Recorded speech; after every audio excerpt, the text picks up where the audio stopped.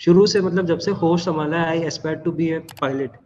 तो उस टाइम पे ये बुरा लगा कि यार अपन तो पायलट बनने के सपने देख रहे थे, यहाँ पे तो वर्दी भी नसीब नहीं हो रही, ग्राउंड ड्यूटी की भी नसीब नहीं हो रही। कि आप अपने में कभी डेस्परेशन मत लाना कि यार ये हाँ, एंड ऑफ वर्ल्ड है, इट्स जस्ट अ कैरियर। आप कितने ही अच्छे रट्टू तोते हो, वहाँ पे आप नहीं परफॉर्म कर सकते, बिकॉज वहाँ पे वो आईओ जीटीओ 2 क्वेश्चन घुमा के पूछ लेंगे, आप प्रेशर में आके सच बोल ही दोगे।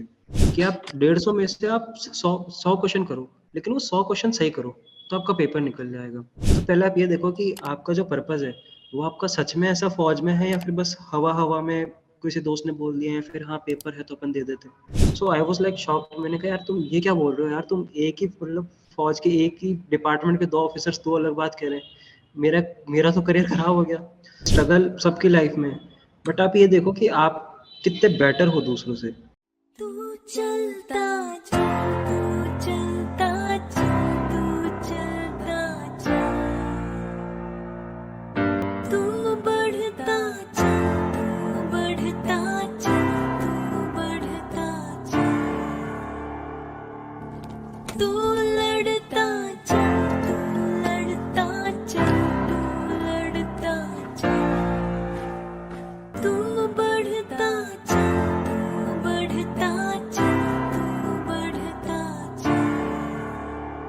जय हिंद, वंदे मातरम और भारत माता की जय। स्वागत है आपका द फौजी शो में। द फौजी शो में सामाजिक जिम्मेदारी की तरफ एक विनम्र कोशिश है। इस शो से इकट्ठा किया हर पैसा भारत के वीर फाउंडेशन में जाएगा, ताकि हमारे शहीद भाई बहन की फैमिलीज को कोई भी आर्थिक समस्या ना आए। आपकी एक लाइक, शेयर और सब्सक्राइब से किसी की सहायता हो सकती है, क्योंकि मैं खुद एक एक्स एनडीए हूँ और नेशनल डिफेंस एकेडमी में 3 साल ट्रेनिंग किया हूँ। मैं सम्मान करता हूँ हर उस भाई बहन का जो सरहद पर है, ताकि हम जैसे लोग, आप और मैं, चैन की नींद सो सके। जय हिंद, वंदे मातरम, भारत माता की जय। स्वागत है आपका द फौजी शो में। Today we have with us Lakshya Sen and he is himself a recommended candidate. 2 बार रिजेक्ट हुआ, पहली बार कॉन्फ्रेंस आउट हुआ, दूसरी बार रिटर्न फेल हुआ, लेकिन he is got recommended and heartiest congratulations. But अभी he got unfortunately medical out and this days he is preparing kids and he is also pursuing his graduation. So Lakshit, very welcome to our platform and thank you so much for accepting my invitation. And it's an great feeling to talking to guys like you. So अपने बारे में यार audience को थोड़ा बता दे, who is लक्षित? So hello sir, मैं जैसे मैं अभी बेसिकली कुचामन से हूँ, and Kuchaman is a small town in Nagaur district of Rajasthan. And मैंने जो अपना 10th तक एजुकेशन है वो कुचामन से करा है, एंड उसके बाद में जो 11th 12th और मेरी जो कॉलेज अभी चल रही है वो मैंने अजमेर से करा है। अजमेर में आई have done my 11th and 12th from Kevin number 2 in 2020। And sir NDA की बात करें तो एनडीए के 3 अटेम्प्ट्स दिए हैं। पहला 2019 का सेकंड वाला दिया, वो 12th अपेयरिंग में था, तो उसमें पेपर निकाला but conference out from Mysore board. फिर 2020 का जो था उसमें I got written fail from a margin of 10 marks. फिर उसके बाद में 2021 का जो फर्स्ट वाला था वो पेपर निकाला, उसमें रिकमेंड हुआ, बट उसमें unfortunately I got medical out. तो हाँ अभी कॉलेज चल रहा है and I am pursuing a job. हाँ, तेरे पास एक YouTube चैनल भी है ना, स्टार्स एंड स्ट्राइप्स? हाँ सर, वो मैंने अभी रिसेंटली स्टार्ट करा। मतलब मैं जैसे मैंने पहले एक जगह और जॉब करा था, but I was not happy with that job. एक कॉल हाँ सेंटर टाइप जॉब था, तो उसमें मैं सेटल नहीं हो पा रहा था। तो मैंने okay. सोचा कि यार जिस चीज़ पे अपन ने 3 साल इन्वेस्ट करे हैं, जो चीज़ अपन कर सकते हैं, मतलब दूसरों को मैं गाइड कर सकता हूँ, सो व्हाई हाँ नॉट डू दिस ओनली। तो मैंने वो हाँ सोच के वो यूट्यूब स्टार्ट करा। बट यूट्यूब स्टार्ट करा तो आई नो कि उसमें थोड़ा टाइम लगेगा ग्रो करने में, तो अभी हाल हाँ। फिलहाल I have picked up a job. Great, great. So, guys, do subscribe to his channel. Link is in description, and also in title you can see the channel. So, moving ahead, how did you prepare, or how would you suggest or recommend someone कि how he can prepare for NDA, especially mathematics वाला जो part है? Sir mathematics में मतलब मैंने ऐसा देखा है कि जैसे बच्चे काफ़ी है ना वो हाई उस पे जाते हैं, बट पहले मेरा सजेशन ये है कि आप पहले बेसिक्स क्लियर करो। एनडीए में मेन ये है आपकी, एक तो बेसिक्स, सबसे पहले आपका बेसिक्स, दूसरा है आपका एक्यूरेसी, एंड तीसरा आपकी speed and hmm short tricks. मतलब आपको अगर मेरा जैसे एनडीए का मेरा अगर शॉर्ट में कहें तो ये है कि आप 150 में से आप 100 क्वेश्चन करो, लेकिन वो 100 क्वेश्चन सही करो, तो आपका पेपर निकल जाएगा। अगर 900 मार्क्स का पेपर हो तो आप 900 का अटेम्प्ट ही मत करो, आप 400 का अटेम्प्ट करो, लेकिन 400 में से एटलीस्ट आप 380 का अगर आप सही करोगे ना, तो आप पेपर भी निकल जाएगा, मेरिट इन भी हो जाएंगे। बच्चे क्या गलती करते हैं कि वो पूरा 900 मार्क्स के 900 अटेम्प्ट करने की कोशिश करते हैं, 150 में से पूरे 150 कर लेंगे जीएटी में से, 120 में से 100 में तुक्के मार कर आ जाएंगे, फिर वो पेपर नहीं निकलता। हाँ हाँ। एंड रिसोर्सेज कौन से यूज करें, बुक्स वो which all did you use?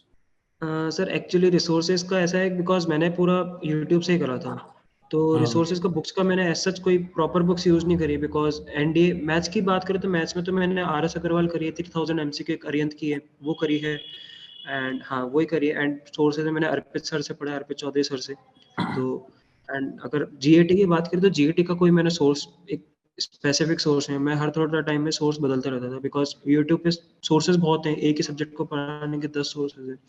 तो मैं ज़्यादातर मैं सिविल सर्विसेज वाले लेक्चर्स देखता था, वो एक मैं, ओके। क्योंकि मेरी स्ट्रैटेजी ये थी कि लिमिटेड टॉपिक्स पढ़ो लेकिन उनको डेप्थ में पढ़ लो, मैंने हमेशा ये स्ट्रैटेजी अपनी, तो मैं लिमिटेड टॉपिक्स निकालता था, जैसे मॉडर्न हिस्ट्री के कुछ टॉपिक्स निकाले, फिर एंशिएंट के, तो उन्हीं को पढ़ता था लेकिन उनको डीप में पढ़ता था। तो उसके लिए फिर मैं सिविल सर्विसेज वाले लेक्चर लगाता था गिने चुने, एंड उसी से अपने कुछ नोट्स बना लेता था, प्रैक्टिस कर लेता था, 10,000 एमसीक्यू से कर लेता था प्रैक्टिस, तो ऐसे करके निकल गया पेपर। Okay, very good.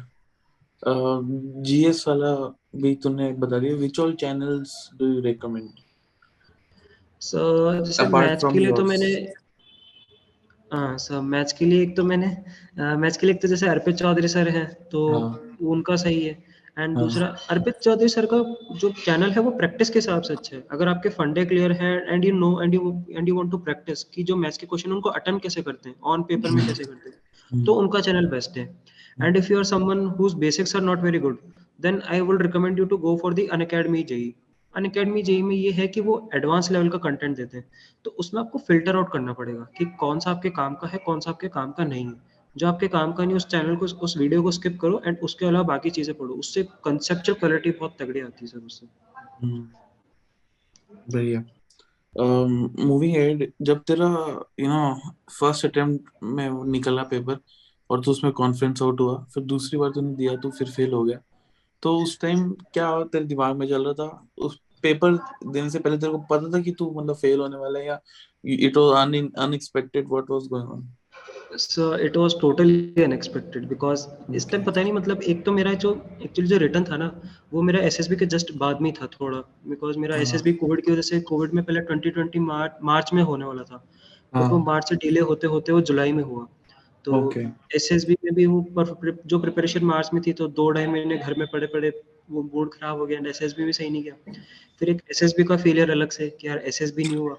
फिर एक्चुअली फिर जो 1 महीना मिला था, उसमें भी काफ़ी सारी चीज़ें, उसमें मेरी मम्मी का ऑपरेशन भी हुआ था, तबीयत खराब हो गई थी, ऑपरेशन हुआ, फिर मैं जैसे रेंट पे रहता हूँ, तो हमने रेंट पे भी जो रूम चेंज करा था उसी दौरान 1 महीने में। हम्म, एंड मैं जितना हो सकता था मैंने करा, बट हाँ मुझे लग रहा था कि मैं पेपर निकाल लूंगा, बिकॉज मैंने घर पर आके जब चेक करा तो मेरा समवॉट 350 मार्क्स बन रहे थे, एंड बन रहे थे, जब मेरा रिजल्ट आया तो मेरे 344 मार्क्स थे, बट वो कट ऑफ थोड़ी हाई चली गई, कट ऑफ 355 चली गई। तो वो मैंने एसएसबी की प्रिपरेशन भी स्टार्ट कर दी थी, मैं रनिंग जाने लग गया था। तो मैंने मतलब सुबह सुबह रनिंग के लिए जाने लग गया था, पीपीटीटी वो हाँ, टीएटी इन सब के लिए प्रिपरेशन करने लग गया था। फिर ऑल ऑफ अ सडन जब आया, मैंने कहा यहाँ पे तो रोल नंबर ही नहीं है अपना। तो वो थोड़ा शॉक तो लगा था। फिर जब वो लगा तो एक चीज लगी कि यार कहीं ऐसा तो नहीं अपन से पहली बार में तुक्के में निकल गया हो, या सच में अपन कैपेबल तो है कि नहीं है, वो सेल्फ डाउट आया था थोड़ा सा। हम्म, बट एक वो था कि नहीं यार कर लेंगे, कोशिश करेंगे तो कर लेंगे। तो फिर एक अटेम्प्ट बचा था, बिकॉज 2020 में जो 2 पेपर थे वो एक ही हुआ था, तो एक अटेम्प्ट मेरा वैसे घूम गया उसकी वजह से। तो 2021 में फिर एक अटेम्प्ट बचा था, मैंने कहा यार लास्ट अटेम्प्ट है, एटलीस्ट देते हैं, होते हैं तो ठीक है, नहीं होते तो कम से कम रिग्रेट तो नहीं होगा। तो फिर बस मैंने लग के उसको उसका अटेम्प्ट को दिया, एंड ड्रॉप भी कर लिया था। ओके। एक्चुअली कॉलेज में लिया था, बट वही एक तो पापा ने जबरदस्ती बीएससी दिलाई थी, साइंस में हम्म, मैं दाव चुका था, साइंस में मेरा मन नहीं था।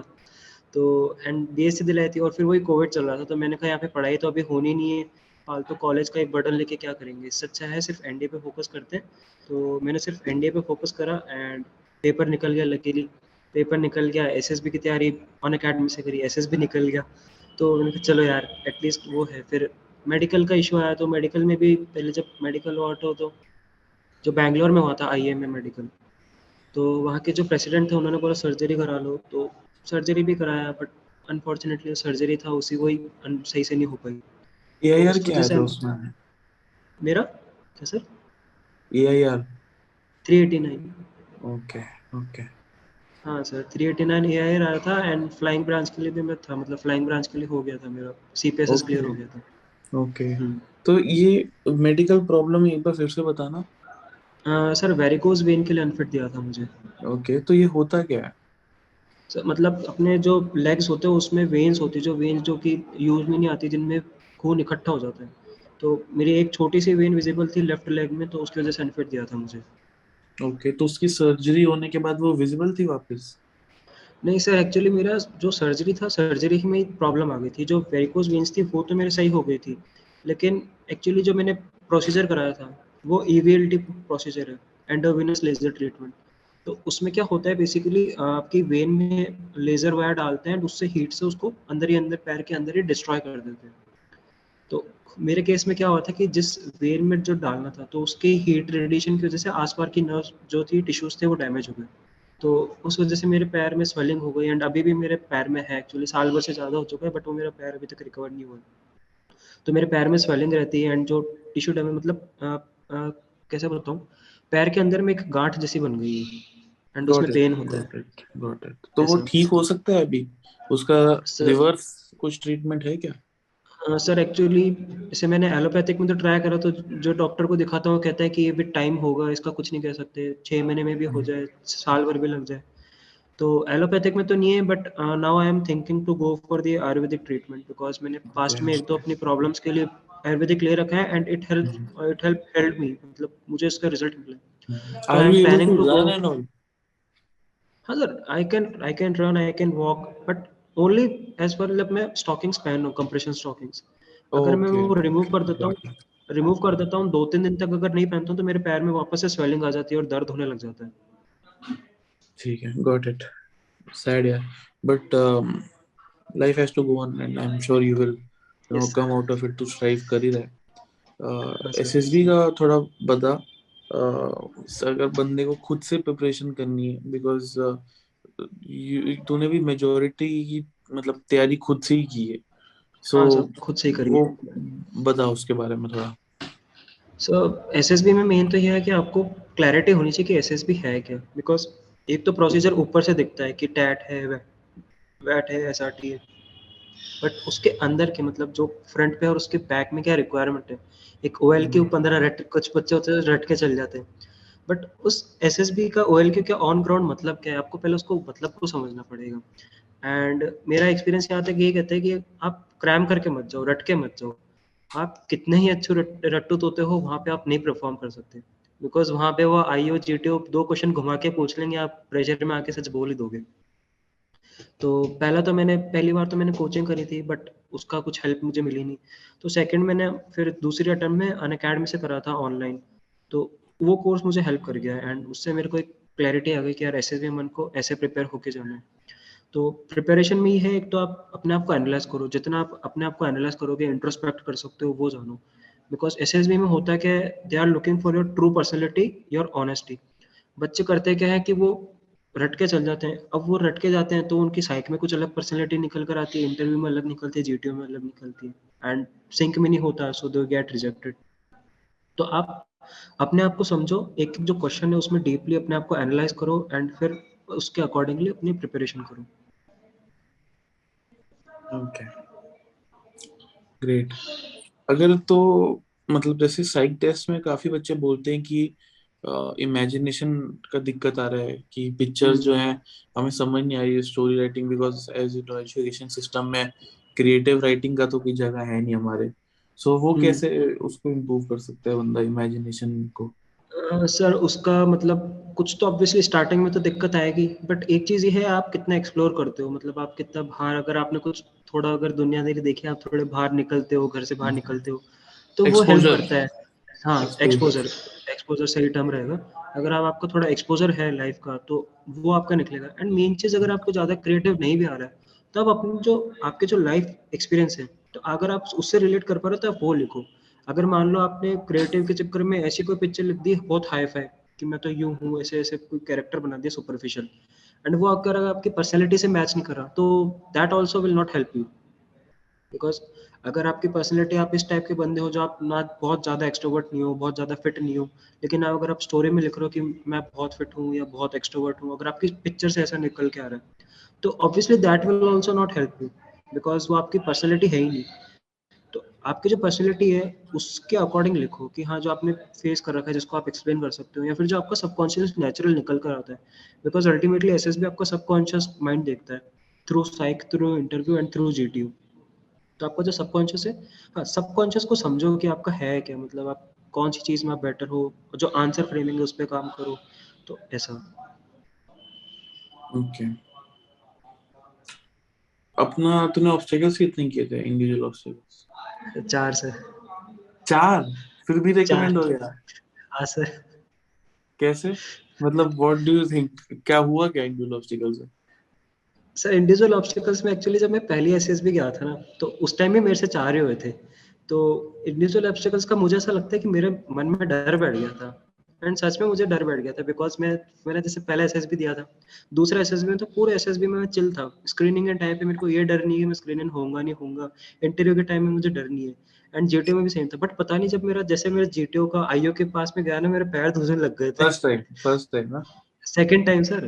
अच्छा, सेकंड टाइम। सेकेंड टाइम, क्योंकि मेरा ओके फर्स्ट टाइम में भी मेरे से 4 ऑब्स्टिकल्स ही हुए थे। ओके। तो बाकी चीज़ों पे तो मैंने काम कर लिया था, एंड मुझे कहीं न कहीं लग रहा था कि यार मैं फिट नहीं हूँ। तो जो सेकंड एसएसबी था उसमें पता नहीं मेरा इंडिविजुअल ऑब्स्टिकल के टाइम पे मैं नर्वस हो गया, मेरे शिवर करने लग गए मेरे पैर, बट फिर भी मैंने जैसे-तैसे करा तो 4 ही टास्क हो पाए। एंड कौन मुझे कौन से? लगता है कि एक तो सर प्लैंक वाला जो बस दौड़ के और कूदो, एक नंबर का जो रहता है। नहीं सर हमारे वो हाई जंप था। ओके, वो स्क्रीन वाला। तो नहीं सर मैंने एक तो बर्मा ब्रिज कर लिया था। हाँ, ओके। एक वो प्लैंक वाला, वो एलिवेशन वाला, हाँ वो वही। कर लिया था। सर वो भी एक्चुअली 2 बार में करा था, मैं कह रहा हूँ ना। ओके फिर। मतलब पता नहीं सर, मैं भाग के गया उसकी तरफ, जैसे वो पास में मैं रुक गया, मेरे पैर रुक गए। फिर मैं वापस पीछे आया, फिर मैं वापस भाग के गया, एंड मैंने वो करा। तो बर्मा ब्रिज करा, वो प्लैंक वाला करा, एंड मंकी क्रॉल करा पूरा।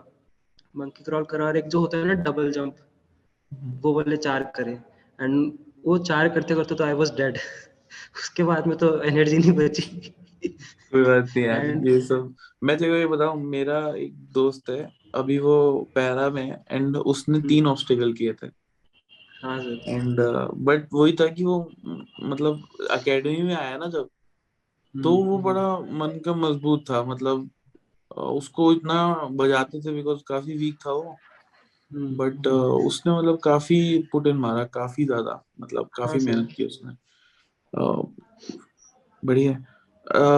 मूविंग एट, इसका बता, इन पर्सनल इंटरव्यू का एक्सपीरियंस क्या था तेरा? सर पर्सनल इंटरव्यू का पहला एसएसबी में तो मतलब फटी पड़ी थी, बहुत ज़्यादा नर्वसनेस थी। तो कुछ भी बोल रहा हूँ, मतलब एक सेंटेंस मुझे ऐसा याद नहीं तो मैंने फ्लुएंटली इंग्लिश में बोला हो, बिकॉज़ इतनी नर्वसनेस थी। तो हम्म। फर्स्ट इंटरव्यू तो यूँ ही गया, फिर सेकंड में आई वाज़ कॉन्फिडेंट। सेकंड में मैं कह रहा हूँ ना, मैंने अपना इंट्रोस्पेक्शन इतना कर लिया था, मैंने हर क्वेश्चन का आंसर सोच के गया था मैं, कि मैं रिपीटर हूँ तो मुझसे क्या-क्या पूछा जा सकता है, प्रीवियस एसएसबी के बारे में क्या-क्या पूछा जा सकता है, पेरेंट्स से क्या पूछा जा सकता है, मेरे फ्रेंड्स से, कॉलेज से। तो इस बार का इंटरव्यू तो बहुत स्मूथ, वो आंसर वो क्वेश्चन पूछे जाते हैं, एंड इस बार मेरा जो इंटरव्यू था वो प्रेसिडेंट ने लिया था, तो एएफएसबी मैसूर बोर्ड के प्रेसिडेंट ने लिया था। तो इस बार तो I was confident, and clarity थी कि हाँ अपन को क्या बोलना है। एक दो जगह हुआ था मैथ्स के क्वेश्चन पूछ लेते उन्होंने मेरे से, और हाँ। मैथ्स में भी वो वर्क एंड टाइम बोले, एंड एक एक तो वर्क एंड टाइम बोले और स्पीड एंड डिस्टेंस बोले, तो उस ओके। टाइम पे नहीं आया मेरे को। तो स्पीड एंड डिस्टेंस में पहले नहीं आया मेरे को। फिर उन्होंने धीरे पूछा, बोले लक्षित लिसन टू द क्वेश्चन। फिर मैंने ध्यान से सुना तो मैंने उसका आंसर दे दिया। फिर वो पूछा वर्क एंड टाइम वाला, तो वो नहीं आया मेरे को। तो एक बार को उसमें मैं प्रेशर में आया, मैंने कहा यार ये क्वेश्चन भी नहीं आ रहा अपन को, इस पर इसका क्या इम्पैक्ट पड़ेगा। बट कुछ नहीं हुआ, बाकी ओवरऑल पूरा इंटरव्यू सब सही गया। ओके, बढ़िया। मूविंग एट, लक्षित, कॉन्फ्रेंस का कैसा था तेरा? बिकॉज मतलब थोड़ा सा तो मन में सेल्फ डाउट होगा ना कि यार जीटीओ कम्प्लीटली स्क्रू अप हो गया है, कैसे होगा? So what was going on that time? Sir नहीं सर, मतलब स्क्रू अप तो सिर्फ मेरा इंडिविजुअल टास्क ऐसा था जो जिसमें मैंने स्क्रू अप करा था। बाकी ओके जैसे जीडी, जीपी एंड हाँ पीजीटी, एचजीटी ये अच्छा है सब में मैंने पार्टिसिपेट करा था। सर मेन बात वो इस बार मैं कॉन्फिडेंट था कि यार होता है ठीक है। मतलब इस बार मैं प्रोसेस ओरिएंटेड होके गया था कि यार ओके अपन अपनी परफॉर्मेंस पे फोकस करेंगे, रिकमेंड होते हैं ठीक है, नहीं होते ठीक है। बिकॉज एक फेलियर एसएसबी का मिल चुका था, तो उससे समझ में आ गया फेल होके भी ऐसा कुछ नहीं है, अपन कोई रोड पे आ जाएंगे या अपन बर्बाद हो जाएंगे, ज़्यादा से क्या कॉन्फ्रेंस आउट घूम कर आ जाएंगे, कोई नहीं। तो मैं उस माइंडसेट से गया था। तो जीटीओ वगैरह में मैंने सब परफॉर्म करा। मेरा कॉन्फ्रेंस का डिस्कशन बहुत लंबा चला सर। मतलब बंदे जो मेरे पहले से गए, मतलब वो रूम में जा रहे हैं, बैठ भी नहीं रहे, एक बंदे को तो बिठाया भी नहीं, वो बैठने लगा, उसको बोले ओके यू कैन लीव। तो मेरा जीडी मेरे मतलब मेरे जो कॉन्फ्रेंस के पहले जो डिस्कशन हो रहा था ऑफिसर्स का, बहुत लंबा चला, 10-15 मिनट डिस्कशन चला। तो एक तरफ तो मैं एक्साइटमेंट भी थी कि यार अगर डिस्कशन हो रहा है तो मेरे केस के बारे में डिस्कस कर रहे होंगे, क्या पता रिकमेंड हो रहा हूँ। वहीं पे फट भी रही थी कि यार ऐसा नहीं हो कॉन्फ्रेंस आउट करने के बारे में डिस्कशन चल रहा है। क्या था, बट चाय ब्रेक चल रही हो? हो सकता है सर, नहीं चाय ब्रेक तो आई हाँ, गेस नहीं चल रही होगी, बिकॉज हमारा ग्रुप सबसे पहले ही था कॉन्फ्रेंस के लिए अच्छा जिसमें अच्छा आया था। अच्छा, ओके ओके। तो चाय ब्रेक तो नहीं चल रही थी, बट मेरा डिस्कशन लंबा चल रहा था। फिर मैंने कहा कोई नहीं, जो चल रहा है चल रहा है, अपने हाथ में नहीं है, चलते हैं जाके देखते हैं। तो फिर वो हुआ एंड बाहर आया मैं, तो बाहर बोले भाई तो रिकमेंड है। मैंने कहा क्या हो गया, मेरे ग्रुप वाले मुझे बोलते हैं। तो एक जना कहता है भाई मैंने प्रीवियस एसएसबी में देखा जिनके डिस्कशन लंबे चलते हैं ना वो बंदे रिकमेंड होते हैं। तो सर फिर सर मतलब पता नहीं उसने क्या सोच के बोला, सर ये बात सच निकली। उसके बाद में जितने बंदे आए ना, मतलब हम तो ऐसे, मैं स्टार्टिंग के 4-5 बंदों में से बाहर आ गया था, हमारे 69 बंदे थे मैसूर में। तो जो जो कॉन्फ्रेंस में आ रहे थे ना, जो जो टाइम लगा कर आ रहे थे उनमें से ऑलमोस्ट सब रिकमेंड हुए। तो ऐसा हो गया था, तो फिर मैं रिकमेंड हो गए तो वाह बल्ले बल्ले चलो हो गए। तो रिकमेंडेशन के अगले दिन, मतलब रिकमेंड होता है उस दिन तो पूरे वो शाम को डॉक्यूमेंटेशन होता है, फॉर्म फिलिंग वगैरह करवाते हैं। तो उसके बाद में टाइम मिला अगले दिन, फिर अगले दिन जब वापस सीपीएसएस के लिए हम वहाँ पे शेड के वहाँ पे, तो उस टाइम पे लगा कि हाँ यार अपन ने करा है। बिकॉज पहले दिन जब आती है तो वहाँ पे 200-250 की रिपोर्टिंग होती है, फिर और छोटा होता है, फिर और छोटा, हम 14 जने बचे थे। तो उस टाइम पे फीलिंग आ रही थी कि यार हम 14 जने हैं, we are the ones who, हम बच गए यहाँ पे, मतलब हम लोग रिकमेंडेड है। बढ़िया है ऐसा था सर। बढ़िया। um, you are someone who has seen failures. Yes sir. Actually you have seen, your life has been tough definitely, even apart from NDA, अगर एनडीए रिकमेंडेशन रिटर्न ये सब भी देखेंगे तो इन जेनरिक लाइफ में भी you have seen struggle yes in sir. your personal life, in your family and others. What is your message to the guy out there, उसका हो नहीं रहा है लेकिन वो he's at it, so what is your message to that guy? हाँ sir, सबसे पहले तो मैं ये बोलना चाहूँगा कि मतलब अगर आप प्रिपरेशन कर रहे हो तो पहले आप ये देखो कि आपका जो पर्पस है वो आपका सच में ऐसा फौज में है, या फिर बस हवा हवा में किसी दोस्त ने बोल दिया है, फिर हाँ पेपर है तो अपन दे देते हैं। अगर आप सच में ऐसा है कि नहीं यार फौज में जाना एक वर्दी का जुनून है, तो just keep on going on. मतलब फेलियर्स आएंगे, आपको रिश्तेदार भी आपके कुछ ना कुछ बोलेंगे, बट अल्टीमेटली ये है आपका हो जाएगा। बिकॉज मैं भी प्रिपरेशन कर रहा था, तो सर जैसे मैंने बताया कि मैं कुचामन से हूँ, तो मेरा ऐसा थोड़ा रूरल बैकग्राउंड टाइप है। तो ऐसा हुआ था कि मेरा शुरू से ही, जैसे हम स्कूल्स में कभी कोई टीचर स्टोरी सुनाता, या फिर हमारा जैसे स्कूल था वो हाईवे पे लोकेटेड था, तो वहाँ पे मैं कई बार आर्मी के कॉन्वॉयज जाते हुए देखता था, तो एक वो देख के लगता था यार इस यूनिफॉर्म में, एक वो आता था। तो इन 8th क्लास 9th क्लास मैंने डिसाइड करा था कि यार अपन फौज ज्वाइन करेंगे। उस टाइम मैंने कहा कि मैं ऑफिसर बनूंगा। 8th में I first time I saw 8th में first time I saw a fighter plane, Jodhpur में मैंने देखा था उड़ते हुए। मिग। तो उस सर अभी नहीं पता, उस टाइम पे तो छोटा था। ओके, छोटा था, बट ओके। उसका जो साउंड आया था फाइटर पायलट का ऊपर से जब वो जा रहा था, पूरा आसमान गूंज गया। तो मैंने कहा यार यही करना है, मतलब यही करना है, बस फाइटर पायलट बनना है। तो इनिशियली तो लोग हंसते थे कि यार तू क्या फाइटर पायलट बनेगा, जैसे मेरे फादर बार हैं। तो रूरल में तो मेरे को यही चिढ़ाते थे कि तू नायका बेटा, तू क्या अफसर बनेगा, तेरे से नहीं होने, तेरे से बनने की नहीं है। जो अफसर लोग होते हैं वो उनकी क्लास होती है, अफसर के बेटे अफसर बनते हैं। तो ये सुनते हुए आया था मैं, तो एक कोई कॉन्फिडेंस अंडर तो था ही। फिर कई बार रिलेटिव्स भी कहते थे कि रहने दो, एक ही तो बेटा है, फौज में क्यों भेज रहे हो, ब्ला ब्ला ब्ला। बट ये है पेरेंट्स ने सपोर्ट करा।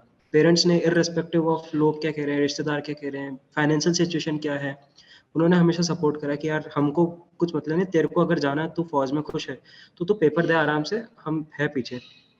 बिकॉज फाइनेंशियली भी कई बार ऐसे भी स्कूल के टाइम पे आए थे कि फीस के चक्कर में घर भेज दिया था, फीस नहीं हो पाई थी, तो वो फेजेस भी आए। बट ये है कि पेरेंट्स ने सपोर्ट करा, पेरेंट्स ने सपोर्ट करा, मैंने अपना एफर्ट लगाए रखा, एक के बाद एक के बाद फिर तो सक्सेस मिल गई। तो सक्सेस मतलब एसएसबी में सक्सेस मिल गई। फिर उसके बाद मैं मेडिकल का आया, तो मेडिकल में भी इश्यूज आए कि ऑपरेशन था, तो ऑपरेशन का नहीं हो पाया था, फिर उसमें फंड रेज करा। तो और अर्पित सर ने, संजय सर ने, संजय सर जिनसे एसएसबी पढ़ी, इन लोगों ने फंड रेज कराया, ऑपरेशन मेरा हुआ, विद इन 24 आवर्स मेरा फंड रेज हो गया था। अच्छा, 40,000 का आई मैंने फंड रेज रिमेम्बर, कराया था। हाँ मेरे को याद आ गया, तेरा इंस्टाग्राम पे स्टोरी पे मैंने भी शेयर किया था बहुत पहले, मेरे को अच्छा याद आया तेरा, हाँ मेरे को याद आ अच्छा सर, गया। आप उस टाइम मेरे को आपका नहीं पता था कि आप ऐसा हो, हाँ तब तो मैं शुरू ही किया था तो उस समय तो, बट मेरे को याद आ गया तेरा केस, हाँ तेरा काफी लोगों तो ने शेयर किया था, आगे ऑफिसर्स हाँ ने भी सर, हेल्प की थी। तो मैंने सर उस टाइम पे ऐसा हुआ था ना कि जैसे अब मैं मेडिकल से आउट होकर आ गया, अब मैं बैंगलोर हाँ। से आया, तो फिर मेरे पास, अब मेरे को पता था कि 42 डेज के अंदर मेरे को ऑपरेशन भी कराना, ठीक भी होना है। तो मैंने हम्म। बहुत मतलब टेंशन थी कि रोज भागा दौड़ी करना। फिर मैं डॉक्टर को दिखाया, तो डॉक्टर ने सीधा 40,000। अब मैंने, मेरे पापा ने, हमने काफ़ी रिलेटिव्स को, दोस्तों को, सबको फ़ोन करा, हो ही नहीं पा रहे थे। 10,000 हुए 12 घंटे के बाद में। तो मैंने कहा हम्म। यार ये तो पॉसिबल नहीं हो पाएगा। फिर मैंने एक दिन रात को, मतलब 11 तारीख को मैंने फंड रेज स्टार्ट करा। 10 तारीख को, 10 नवंबर को, एग्जैक्टली रिमेंबर द डेट। दस हम्म। नवंबर रात को 10:30-11 बजे फंड रेज स्टार्ट करा।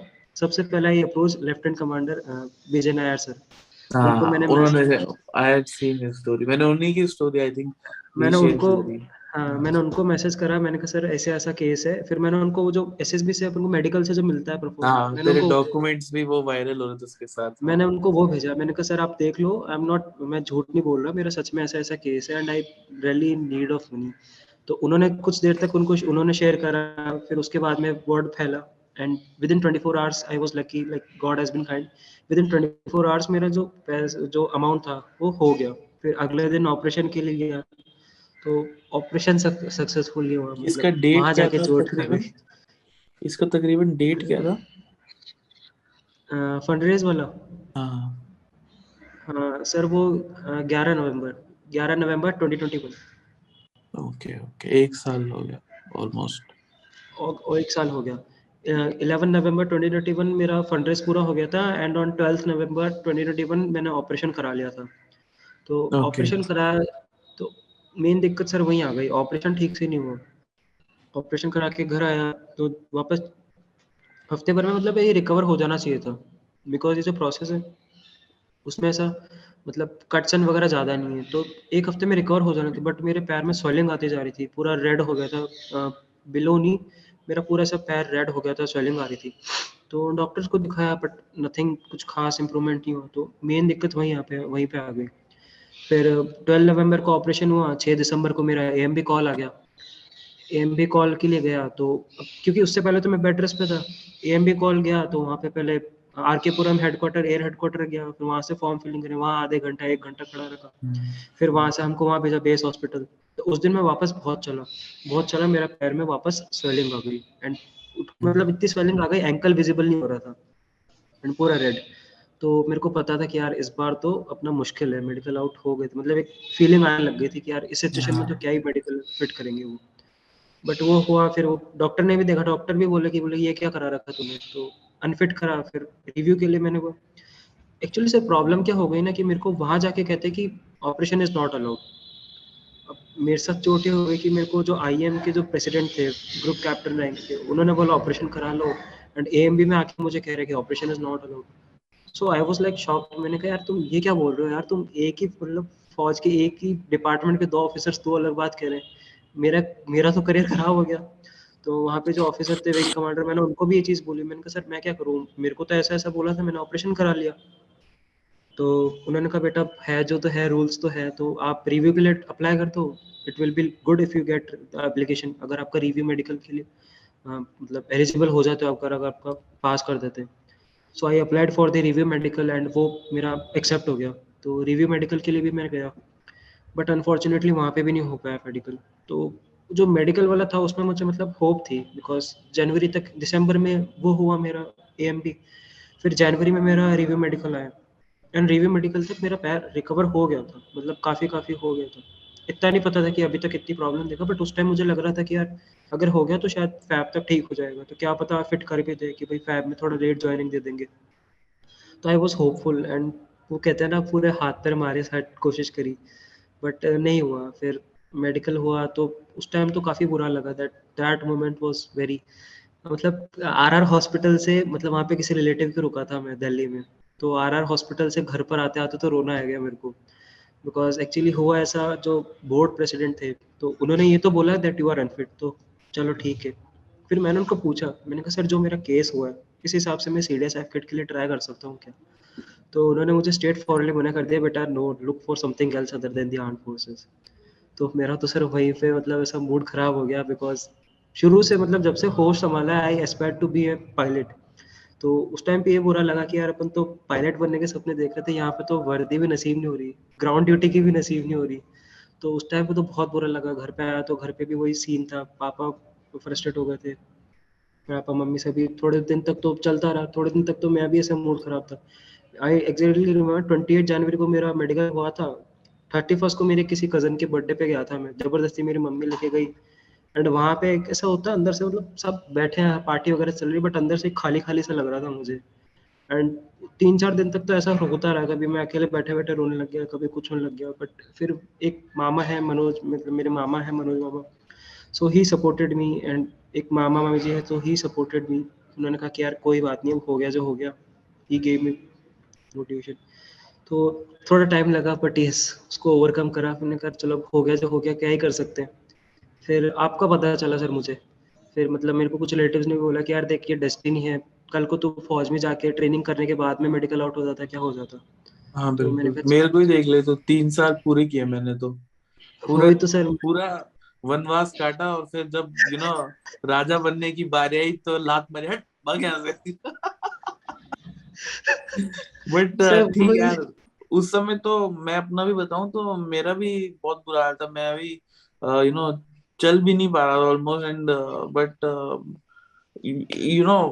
जस्ट वही एटीट्यूड है, मेंटल एटीट्यूड की जो हो गया सो हो गया। मेरे को खुद डिप्रेशन हो गया। मेरे को एक बंदा मैसेज करता कि सर मैं रिटर्न नहीं क्लियर हुआ इस बार। मैं बोला ओके यार, मेहनत करना, अगली बार हो जाएगा। मैंने ज्यादा भाग नहीं दिया। बोलते सर मैं डिप्रेशन में हूँ। मैंने बोला अच्छा, तो डिप्रेशन में है? यहाँ पे। बोलता हाँ सर। बोलता यार मैं भी डिप्रेशन, तो बोला फिर उसने बोला कि मैं क्या करूँ फिर। उसने बोला मैं कैसे ठीक करूँ। बोलता यार मेरे को नहीं पता। मैंने बोला उसको मेरे को नहीं पता यार, मैं भी डिप्रेशन में हूँ 1 साल से। तो बट मैंने अपना वो सारा जो मतलब एनर्जी था ना, डाइवर्ट करने के लिए माइंड, वो सारा मैंने मतलब यूट्यूब पे निकाला, एंड लोगों से इंटरेक्ट करा, बच्चों से इंटरेक्ट करा। डिफेंस एस्पिरेंट तो मतलब अगर डिफेंस एस्पिरेंट अपने आप में एक देश है, इतने देश है सारे सर। हैं, हर दूसरा बंदा तो आजकल जा रहा है। लेकिन खासकर सोशल मीडिया पे तो इतनी प्रेजेंस है, तो मैंने सोचा इनके थोड़ा इंटरेक्ट करते हैं। मैं ज्यादा खुश नहीं हूँ कि डिफेंस एस्पिरेंट का एटीट्यूड देखकर, टू बी वेरी फ्रैंक। अच्छा, but I am still hoping for a change, कि कल को कुछ होगा चेंज। तो तो मतलब एटीट्यूड किस सेंस में है? Attitude as in their majority of their focus is on कि सर ये एनडीए बॉल का पास में हाँ कितने सर वो। कब मिलता है, समझ हाँ रहे हो? सर वो ये तो है। कोल्ड कॉफी पेस्ट्री हफ्ते में कितनी बार मिलती है, ये ब्लू अच्छा पेट्रोल व्हाइट पेट्रोल में क्या डिफरेंस होता है। सर, ये और चीज तो है सर। आप पूछो उनसे कि यार, मेरे से एक बंदे ने पूछा कि सर ये कोल्ड कॉफी के बारे में कुछ पूछ रहा था। तो हम्म। मैंने बोला तेरी कब है ज्वाइनिंग? हम्म। बोला सर मैं तो अभी 11th क्लास में हूँ। मैं कहा, "Okay." फिर एक और बंदे ने पूछा, अभी आईएमए और इंडिया बॉल की काफी पिक्चर्स आई, तो बोला सर हम्म। इंडिया बॉल में अगर पार्टनर नहीं होती तब भी जा सकते हैं क्या? स्टैग, बेसिकली स्टैग जा सकते हैं। तो मैंने हम्म। बोला कब है तेरी इंडिया बॉल? हम्म। तो बोलता सर अभी तो काफी टाइम है। मैंने बोला कौन से टर्म में? तो बोले सर टर्म ही नहीं, मैं तो अभी 12th में हूँ, अभी तैयारी कर रहा हूँ। Okay. अंदर से मेरे पूरा कबीर सिंह का गाना बजता है, वाड़ा वाऊ वाऊ वाड़ा वाऊ वाऊ, मतलब सर मार वो दूंगा इसको। सर मन से गाली निकलती होगी। बहुत निकलती है, पर मैं कंट्रोल करना पड़ता है बिकॉज सोशल मीडिया पे तो मेरे को थोड़ा डर लगता है कि कोई बंदा स्क्रीनशॉट खींच के कुछ हाँ, बढ़ा चढ़ा के डाल क्योंकि देगा। फौज में तो तो गाली चलती है आपको, मतलब मन से गाली हाँ, निकलती होगी। मेरे तो मतलब मैं, मेरा भाई है उस पे गुस्सा निकालता हूँ मैं just क्या, मतलब लोगों को प्रायोरिटी सेट नहीं है बच्चों की, सर बट ठीक है। प्रायोरिटी सॉर्टेड नहीं है बच्चों को, वो जो एक वो। जिन लोगों की प्रायोरिटी सॉर्टेड है वो जाएंगे इंडिया, ठीक है। और जिनके सपने ऐसे हैं, शेख चली गए, उनका हार्ट ब्रेक होगा, फिर वो डिप्रेशन में भी जाएंगे, फिर वो सब कुछ होगा उनको। और मतलब डिप्रेशन का मैं क्या ही बताऊं। मैं एक कहानी सुनाता हूँ तुम लोगों को, ठीक है। मेरा एक जूनियर है, किशन कुलकर्णी, ठीक है। जोश टाइप जूनियर, सब कुछ उसने अपनी जिंदगी में ठीक किया, ठीक है। और मेरे को, मैं खुद इतना दुखी था कि यार मैंने 3 साल काटे पूरे वनवास में, लेकिन मेरे साथ इतना बुरा हो गया, मैंने क्या किया, समझ रहे। मेरे को चोट लगी, मैं बाहर आ गया, अब मैं ये यूट्यूब पे हाय दोस्तों कर रहा हूँ, मेरे को कौन सा अच्छा लग रहा है ये काम। मैं हाँ। तो ऐसे कर रहा हूँ कि जहाँ इंटरेक्ट कर रहा हूँ लोगों के साथ, तो मेरे को भी मजा, मतलब मेरा टाइम पास होता है, basically it's my hobby, to be very frank. Hmm hmm तो मेरे को मम्मा ने काफी समझाया कि भाई तू कुलकर्णी को देख, उसके लाइफ को देख, उसके स्ट्रगल को देख, तेरे को थोड़ी मोटिवेशन मिलेगी। ये मेरा हम्म। जूनियर है, ये मेरे अंडर स्टडी कोर्स का है, ठीक है। अच्छा। किशन कुलकर्णी नाम है इसका। ओके। अभी इस बंदे का सब कुछ इसने सही किया जिंदगी में, ठीक है। हम्म लेकिन कुछ ऐसा हुआ कि इसके मेडिकल में एक हार्ट का कोई इसको प्रॉब्लम था, तो उसकी हम्म इनग्रोन मसल थी, हम्म ठीक है। और एक दिन हम ऐसे ही बटालियन एरिया में थे, हम वहां पे एनडीए में, और एकदम से मैं ऐसी बातें कर रहा हूँ, और मैं ऐसी इससे बात कर रहा हूँ कुलकर्णी से, मैं ऐसे मुड़ा और मुझे धड़ाम से आवाज आई। मैं ऐसे देखता हूँ कहाँ है, कुलकर्णी नीचे जमीन पर लेटा हुआ, ओ। फ्लैट, ठीक है। मुझे तो समझ नहीं आई ये क्या, मुझे लगा बेहोश हो गया, हम्म ठीक है। तो हमने उसको जगाया वगाया, कुछ लोग बोल रहे थे भांड कर रहा है कि क्रॉस कंट्री आ रही है वगैरह। तो हम्म एक मैं था, एक उज्जवल करके मेरा एक और जूनियर है, तो हम हम्म। दोनों को पता नहीं कुछ लगा कि कुछ गलत है। एंड पल्स वल्स चेक की मैंने, तो पल्स नहीं मिल रही थी मेरे को। तो अच्छा। मैं, और मेरी थोड़ी फटी, बिकॉज वहां पे उस समय सीनियर मोस्ट मैं ही था। एंड हम्म उसको फिर सीपीआर दिया हम सबने मिलकर, एंड उसको बचा लिया। लेकिन अब द थिंग इज कि वो 100% डिसेबल है, ओ। ठीक है। और उस वो अपनी मदर को भी पहचान नहीं पा रहा है, ठीक अच्छा। है। तो ये है वो कुलकर्णी आज की डेट में, सैड टू, मतलब देखने में सर। हाँ सर, दिख रहा है सर, दिख रहा है। ठीक है। तो हम्म अब मेरा एक पार्ट है अंदर जो बोलता है कि नहीं, तू अच्छा हुआ तू इंडिया में गया, एटलीस्ट ये बचा जिंदा। हम्म। अब एक पार्ट मेरे अंदर ये भी है कि ऐसी जिंदगी लिव करना बहुत टफ है, अपने अपने लिए, अपने पेरेंट्स के लिए, जब आपको कोई हम्म। पर्पस नहीं है जिंदगी में, राइट। पर्पस। आप सोच रहे हो कि आप सोच भी नहीं पा रहे हो, रेदर हम तो कम से कम सोच रहे हैं ना कि हम आगे क्या कर सकते हैं, कम से कम दिमाग तो दिमाग तो इंटैक्ट है। चल रहा है। हाँ, तो यू नो जब भी किसी को ये लगे कि यार मेरे साथ बहुत बुरा हो रहा है, मेरे साथ सारी ट्रेजेडी हो रही है, बिकॉज मैंने दुख देखे जिंदगी के, हमेशा तुम देखो कि तुम्हारे से ज्यादा कोई बंदा है जो सफर कर रहा है, कर और रहा है सर। वो कर पा रहा है, तो तुम bloody well you can also do it. I yes sir. तो मेरे को मतलब यही चीज थोड़ी मोटिवेट करती कि मैं कुछ अच्छा करूं हम्म इनके लिए। एक और मेरा सीनियर है काफी, मैं उससे प्यार करता हूँ, विक्रांत राज करके सर है वो। हम्म उनका भी थोड़ा सा, मतलब इससे थोड़ा बेटर केस है, लेकिन स्टिल उनका भी केस काफी सीरियस है, काफी ज्यादा। एंड हम्म मैं ज्यादा इनके बारे में बात नहीं करता हूँ अपने चैनल पर, बिकॉज उससे क्या है, जैसे मैंने देखा है कि मेरा भाई भी डिफेंस एस्पिरेंट था पहले, लेकिन जब हम्म। मैं वापस आया इंडिया से तो उसकी फट गई थोड़ी, ठीक है। कि ये साले चोट खा के भी वापस आ जाते हैं, तो उसको उसको डर लग गया। तो वही क्या, मेरे सारे कजन्स थोड़े फट गए हो, ठीक है, कि हम ओटीए के लिए ट्राई करेंगे एट मोस्ट, ओटीए समझ रहे, 9 महीने वाली ट्रेनिंग। तो सबने हाथ पीछे कर लिए।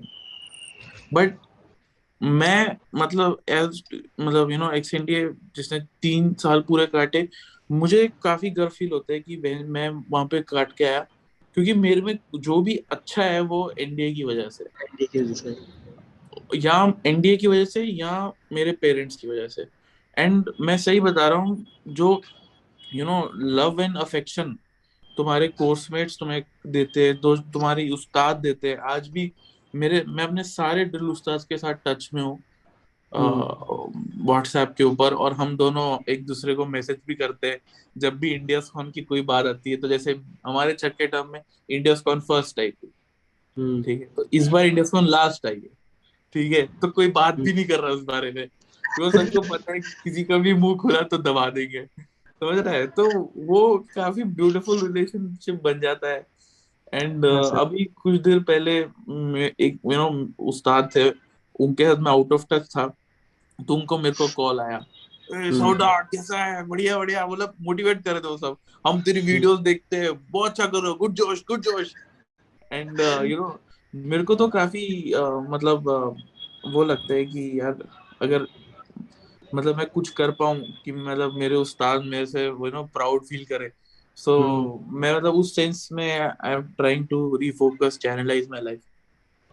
बट वही है कि फेलियर एंड ये स्ट्रगल तो सबकी जिंदगी में कहीं ना सबकी कहीं जिंदगी आएगा। में sir. But I am sure people will learn from you. Lakshit, before going, would you like to add something? सो बस यही है, मतलब जो बेसिकली आपने कहा कि स्ट्रगल सबकी लाइफ में है, बट आप ये देखो कि आप कितने बेटर हो दूसरों से। मतलब जो है ना ग्रेटिट्यूड, आप अपनी लाइफ में जब ग्रेटिट्यूड ऐड करोगे ना, तो आपको जो चीज़ें हैं जो आपको नेगेटिव लग रही है, वही नेगेटिव चीज़ें आपको पॉजिटिव लगने लगेगी। हाँ बिल्कुल। बिकॉज जब मैं एसएसबी निकाल के मेडिकल आउट हूँ, तो मेरे को लग रहा है कि जो दूसरे बच्चे जिनका रिटर्न ही क्लियर नहीं हो रहा, मेरे को चल रहा है यार अपन स्टिल बेटर है। जैसे मैंने आपका केस देखा, और फिर मेरे को मेरे फादर के कुछ एक दो ऐसे जान पहचान वाले एनडीए में हैं, तो उन्होंने भी कहा सर देख, उन्होंने उन्होंने पापा को कहा कि सर कोई बात नहीं हुआ तो ठीक है, बच्चा उससे भी एफ कैट से जाएगा, उससे जाएगा तो भी फौज में तो नौकरी तो सेम ही है, बिल्कुल अगर बिल्कुल बच्चे में काबिलियत होगी तो वो आगे आगे वैसे भी बढ़ जाएगा। एंड बिल्कुल। सर एक रीजन ये भी है, मतलब एनडीए का जो मेरे को नहीं लगता है, मतलब मैं उससे ओवरकम कर गया। मेरा एक दोस्त है, he is in NDA 145 course, Angad नाम है उसका। तो हम 44 कोर्स में मिले थे साथ में। एंड इसके फादर भी रिटायर्ड ग्रुप कैप्टन है। तो हम 44 में साथ कॉन्फ्रेंस आउट हुए। फिर 45 वाला मेरा रिटर्न फेल हो गया, वो रिकमेंड होके फ्लाइंग ब्रांच के लिए कोर्स के लिए चले गए। अब सर उससे जब भी बात होती है ना, मैं उसको पूछता हूँ भाई कैसा चल रहा है, वो कहता है भाई मत पूछ यार। I can understand. वहां पे तो काफी बत्ती गुल हो जाती है बंदी की इनिशियल पीरियड वो टर्म्स कहता में। है वो कहता है यार भाई तुम मत याद दिलाया कर यार। तो जब मेरा मेडिकल वाला चल रहा था, नहीं ये इशू एएमबी हाँ, वगैरह हो गया था, एमबी हाँ, का था, तो वो टर्म ब्रेक पर आया हुआ था और वापस जा रहा था। तो उसका हम्म, कॉल आया ट्रेनिंग से, बोले और भाई कैसा है, मैंने कहा यार ये सब चल रहा है। कहता है भाई देख हो जाता है तब तो अच्छी बात है, तूने एफर्ट लगाया, ये करा है वो करा है। फिर कहता है भाई नहीं होता ना भाई, कोई गम वाली बात नहीं है। कहता भाई कोई गम वाली बात नहीं है भाई, तू सीडीएस से जाइयो, 1 डेढ़ साल की ट्रेनिंग में अफसर बन जाएंगे भाई, कोई दिक्कत नहीं है। बोले भाई बहुत तगड़ा लगता है एनडीए में भाई, मैं जा रहा हूँ। सर उसकी बात सुन के मतलब मुझे हंसी भी आ रही थी, मतलब उसकी बात सुन के मुझे हंसी भी आ रही थी, मुझे भी लग रहा था यार कि मैं ये मेरे को सही एडवाइस दे रहा है या फिर मुझे मतलब क्या कर रहा है, ये समझ में नहीं आया। खुश करने की कोशिश कर रहा है। हाँ, तो उससे मतलब लिटरली उससे जब भी बात होती है, दिसंबर में आया, उसके बाद में जब टर्म ब्रेक का आया बीच में एक बार उससे बात हुई, तो फिर उसका एक दिन ऐसे ही हाल चाल, उस टाइम में कहीं और जॉब कर रहा था, तो मैंने उसका ऐसे हाल चाल पूछा, मैंने कहा कब जाएगा वापस, तो कहता भाई तू मत याद दिलाया कर यार वापस कब जाना है, मैं चल जाऊंगा अपने आप। तो सर उसका हमेशा यही रिएक्शन रहता है। अब वो पता नहीं मुझे जानबूझ के ऐसे मोटिवेट करने के लिए बोलता है या फिर सच में उसके यह हाल है, एनडीए में इतना रगड़ा मिल रहा है उसको। तो ये है। फिर अगेन सर आप देखा एक सर और हैं जो कि एनडीए से आ रखे हैं, आई थिंक वो भी 139 कोर्स के, उनका नाम याद नहीं आ रहा मुझे। तो तो उनका देखा एंड काफ़ी और भी केसेस सुने कि कहीं जैसे एनडीए में 147 में हुआ था सर, एक कैंडिडेट का नेक्स्ट डे वो ही डाइड। हाँ, हाँ, प्रत्युष। तो सर हाँ, तो सर ये जब ऐसे केसेस सुने तो मैंने कहा यार, मे भी अगर अगर आज अपन यहाँ पे नहीं ज्वाइन कर पा रहे तो हो सकता है something is better waiting for us.